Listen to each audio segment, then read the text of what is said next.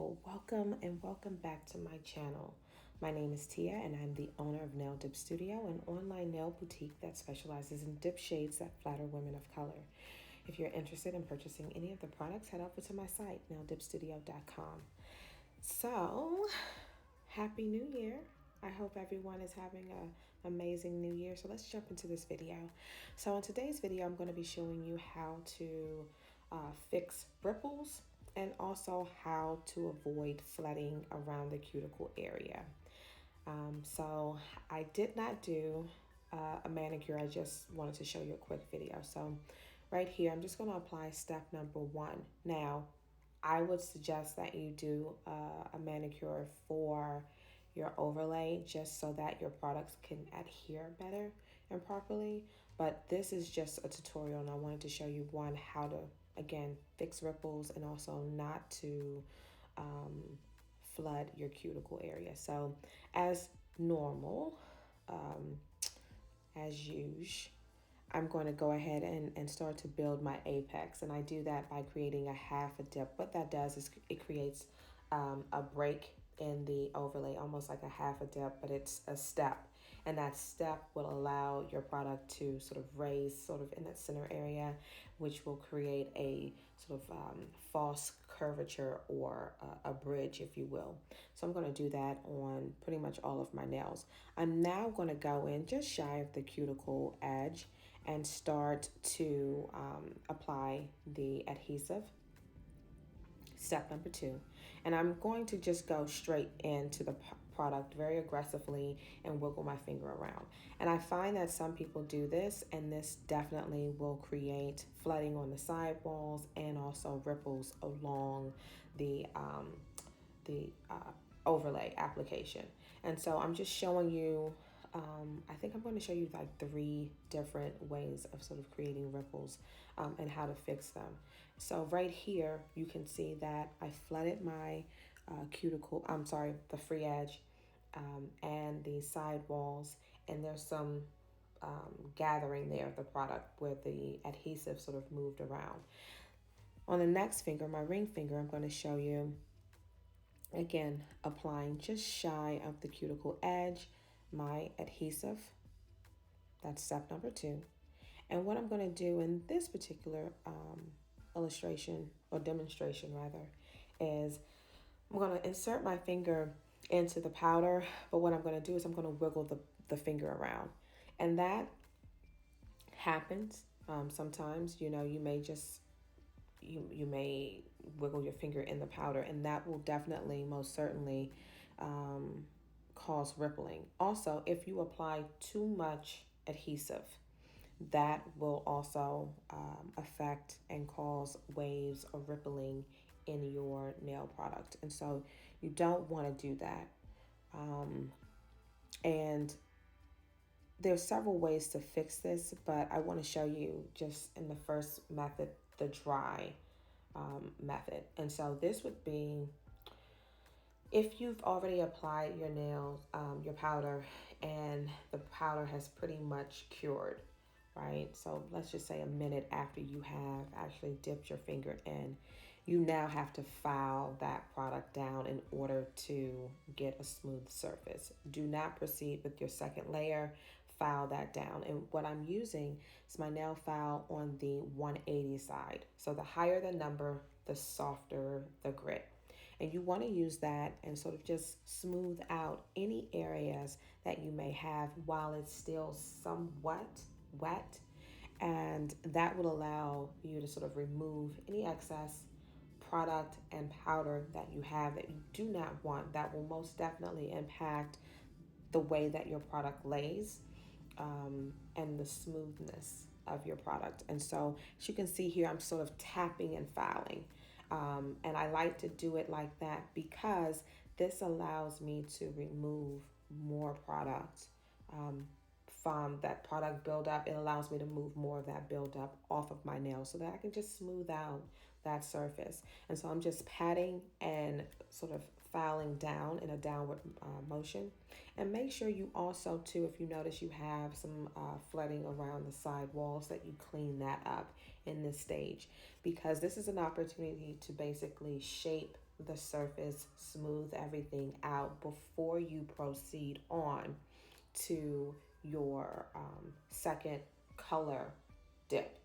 If you do not do this, you will experience a build up of the off-centered or altered foundation. So meaning if I would have kept that wave there without filing, that wave would have gotten bigger. And so by the time I got to the end of my application process, I would have a lot of filing to do. By doing this now in this stage, you sort of offset having to do all of that filing and all of that work at the back end of your filing. So as you can see there, I pretty much smoothed out that ripple, gotten, any of that sort of excess product that I would have had on the side walls off. And I'm ready to proceed with the next finger. So that's the dry method. I'm next going to show you how to do it if it's wet, like as soon as you pull your finger out of the powder and you notice, oh, I have a little lump, I have a little ripple here. I'm going to show you how to fix that while it is still wet using a finger and maybe the end of a dotter or the back of your brush if you need to. Okay, so right here, using my middle finger as my demo finger, I am going to do a couple of things here. I'm going to show you how to place the product on your finger to perfect that sort of cuticle edge smile line in a sense. So what I like to do is I like to put a little bit of the product just shy of the cuticle edge. I drop that product down, I pull the brush back, and then I let the product gather in front of the bristles. And then I use the edge of the bristles to push the product forward, back. And I'm pushing it forward, which is in essence pushing it back towards the cuticle edge. And that's going to sort of naturally take shape based on the way that my nail is. Then I dip that in. I'm moving my finger around on the inside just so that I can create some bulk to show you how to fix that. But I'm also going to be showing you here how you start to perfect that cuticle edge so that you don't have to do all of that filing towards the end. You want almost like a seamless connection. If you suffer from lifting from the back, like towards your cuticle edge, 9 times out of 10 is because 1, you did not do the proper nail prep, and then 2, you flooded your cuticle area, and so therefore there was not almost like a smooth transition. You weren't able to really seal that cuticle edge enough. You flooded that and it sort of got, some of it may have gotten on your skin, and as a result you weren't able to really file that down and around, and thus it's not really sticking to anything. It's sort of just out there, and over time with washing your hands and using lotions and oils, you will start to have your product lift from the back towards the cuticle edge. And so this is just a way that I like to do it. Again, I'll show you again as I sort of move forward with the other nails how to do that. Again, you just want to you just want to apply the adhesive to the nail, put a little bit of the product down, let it gather in front of you, and then pull down, and then go in the opposite, reverse engineer it, and then push that product back, and gravity will take over and it will essentially start to fall into place. And that is how the pros do it. That's how we do it. That's one of our little tips and tricks that we do. You can't see it on the opposite side when you're getting your nails done because the way that we do it is so quick, but this is how we sort of perfect that sort of crescent around the cuticle line. So that's in a nutshell how you do it. And as you can see, I'm not flooding that cuticle edge. It's not there. I do have a ripple right here, and I wanted you to see that. And what I'm going to do is I'm going to take the edge of my daughter tool, and I'm going to break that product up, and then I'm going to use my finger to gently pat it back into place. okay? And that's going to help flatten that little ripple, but it's also going to push the product back in place so that I don't have any sort of foundation or smoothness issues, okay? And I'm going to clean that up and around the side walls. But for right now, I want to let that settle and set because I can't file it. It's too wet. Okay. So again, using my ring finger as the next demo, I am going to place the product, the adhesive, just shy of the cuticle edge. Once I put that down, I'm going to pretend like I'm about to polish my nail in a downward headed towards the free edge. I'm not. I'm going to then allow product to gather in front of me and then push the brush back as if I'm going back towards the cuticle, but I'm not actually going to touch the cuticle. I'm going to allow the liquid to do the work for me. In that clip right there, I was basically just showing you how to brush off your brush. As a rule of thumb for me, when I dip my brush into the adhesive, I go left, I go right, and then I apply, okay? So right here, as you see, I'm putting the product down, pulling it forward, and then reversing it back, not touching the actual cuticle edge with the brush itself, but allowing the product, the liquid, to do the work for me, okay? I did not re-dip into my bottle, as you could see there. I just flipped the brush over. So when you shake your products up before you apply or before you start using your products, you're going to have adhesive that will be on the stem and it will eventually drain down to the actual brush itself. So you really don't have to use a lot of product, okay? Sticking my finger into the powder at an angle, that is important. You never want to go straight down and you don't want to be too abrasive, meaning too hard. You want to go in very gently, but at an angle. And as you can see with that, I, again, not flooding the cuticle edge there, not flooding my side walls, and I'm creating that cuticle crescent or that smile that you sort of see that really gives you sort of like that professional look. And that's what you want to do, and that's how it's done. It's very, very easy, but you have to do this. I would say perfect this over time, but it's definitely something that I do with all of my applications. This is just how I sort of apply the liquid so that I could have one, a nice foundation, but then two, I don't experience all of that lifting from my cuticle edge, and I also don't experience lifting from the free edge. Always cap the free edge as I just did, because that right there will actually form another seal. It almost grips the front of your nails and applies the product there as well, so that as you are sort of going through your day to day and doing your normal activities, you have a barrier between your natural nail and the actual product there, okay? As you can see right there, I'm taking the back of my finger, tapping that product in just to smooth that out, okay? Now, it is a little bulky on the side, and I did that intentionally because I want to show you just different tips and tricks on how to repair things. And if you notice that you have a little bit of spillage or overrun, take the back of like your cuticle pusher, or if you have a dotter, use the back of that to sort of clean up that area, and then take your finger and press it down. Press it down. You want to make sure you're doing that, because what that will do is, again, it's creating the seal that you need. You want your product to adhere to your natural nail, and that's just the best way, in my opinion, for you to do that.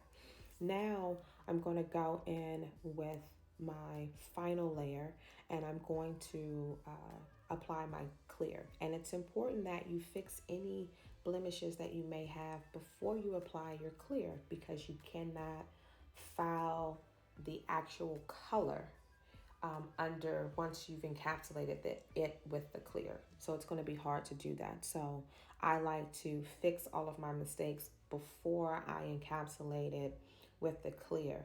Shaping and molding is something, it's one thing, but if I have to fix like a ripple or a wave or maybe just so I didn't put enough adhesive on one area and it's somewhat off.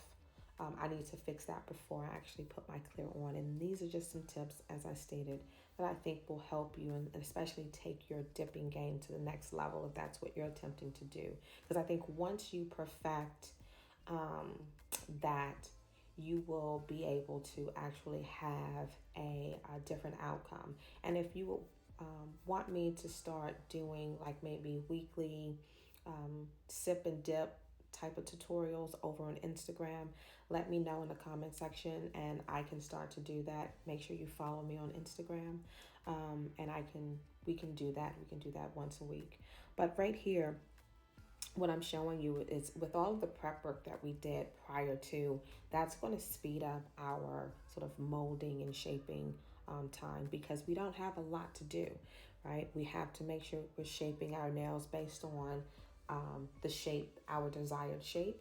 But then also too, you want to make sure that you're filing on the 180 side for, I would say, probably 95% of your molding and shaping needs. You're going to be on that 180 side. Now, in the event that you have a lot of product that you want to file down because it's just too bulky, then we're going to have to use the 100. Again, remember, the higher the number, the softer the grip. The lower the number, the more abrasive the nail file or the buffer will be. So if you have a nail file that is a 180 over 100, you want to primarily use the 180 side because that's going to be the softer side. It allows you to still file, shape, and mold, but it doesn't remove as much product in one swipe. So I would say probably the equivalent to the 180, I would say you would probably have to do about 4 passes to get one pass of the 100 side, if that makes sense. So I would have to file at least 4 times on the 180 side just to release the amount of product that would come off if I use the 100. I will, however, use the 100 on my middle finger on that side where there's a lot of bulk there because I want to remove a lot of product. So that's when I will use that side. But for the most part, for shaping around the cuticle area and also the side walls and especially the free edge, because you really don't want to disturb a lot of that product, I use the 180 side. Now, I always look at my nails from my view, which would be, depending on which hand, I'm looking at it from the way that I see it. I'm looking at it straight on, right? And then I'm looking at it from the opposite side. And that way you can sort of see any imperfections that you may need to file off. So always try to do like a three-point overview look before you sort of move on to the next nails and then the next nail. And then even if you move on to the next nail and you see that there's still some things that you want to go back and fix, then go back and fix them. Again, you have to perfect this over time. You will sort of develop a style that you sort of like. And once you do that, you'll be able to sort of look at your hands and your nails and say, okay, I like this, I don't like this, let me file this a little bit more over here. And you can also file as much as possible without breaking the seal that you've done. So again, that's why it's important for you to use the 180 side. So that's what I do. And again, I always look up, I look to the side, I'm looking at, I turn my finger, rotate it to the left, to the right, I bend it back just so that I can see, because I don't want to see the imperfections after I've applied the top coat, because it's kind of hard to course correct any type of imperfections that you may have once you've applied your top coat. So see right there, it's a little bit too bulky off to the side there. So I'm going to use the 100 to really file that down and to get that sort of looking like the other side. I want them to somewhat look identical, but I'm okay if they look like they're related. But I do try my best to make sure that they look identical, because for me, it's one of those sort of pet peeves. Like I don't want to see one side bigger than the other, wider than the other, shorter than the other. I try to keep it very consistent. And so again, I'm being aggressive on this side because that's where the bulk is. And I can be aggressive on that side because I would say in comparison, it's probably about 2 additional layers on that side than on my on the right side than it is on my left side. So I want to make sure that I am removing that bulk. And sometimes you have to use that 100 side to remove bulk. So that's what you see me doing here. And I am being aggressive because, again, it was very bulky. I don't think it really showed on camera just how bulky it was, but it was bulky. So if you experience that because you've applied too much base, too much adhesive, this is how you sort of fix it. And then once you have it filed down to the sort of smoothness and the shape that you like, you can then move into sort of washing your hands, making sure that, again, do another check before you even apply your top coat. I've washed my hands many a times and will come back, sit down, look, do another like once over. I don't like this shape. I don't like that shape. Let me shape it, file it a little bit more, buff it again, and then I will wash my hands yet again and come back and then apply my top coat. So really get comfortable with that. You don't have to speed through this process. For some of us, it can take us less than an hour to do our nails. But that's because we've perfected the skill over time. And in other cases, it may take you an hour and a half, 2 hours to perfect it. But if you, at the end of the day, if the final product, the final result is something that you're proud of, who cares if it took an hour and a half or 2 hours? You know, you got your nails done and you did them yourself and you saved money by doing so. So hopefully this video was helpful. I'm just going to continue to shape, file, and buff. And again, if you like any of their products, any of the products that were used in this video, you can check them out on my site, naildipstudio.com. But until next time, keep dipping, and thanks so much for watching. Have a good day. Bye.